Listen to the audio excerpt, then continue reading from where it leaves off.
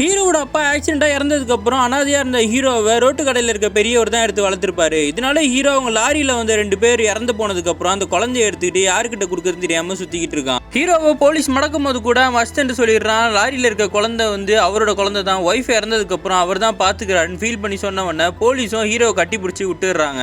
Hero 4வது ஒரு பழங்குடியினத்தை சேர்ந்த ஒரு பொண்ணை கல்யாணம் பண்ணி ஒரு கிராமத்தில் வச்சிருப்பான். அந்த பொண்ணோட கண்ணை பொத்தி உனக்கு சர்ப்ரைஸ் வச்சிருக்கேன்னு வீட்டுக்குள்ளே போய் அந்த குழந்தைய காமிச்ச உடனே இவ்வளோ ஆசையாக தூக்கி அந்த குழந்தைய கொஞ்சிக்கிட்டு இருக்கா. இவன் கேட்காமலே அந்த பொண்ணும் இந்த குழந்தைய நானே வளர்த்துக்கிறேன், இவனுக்கு வந்து எடிசன் பேர் வைக்க போறேன்.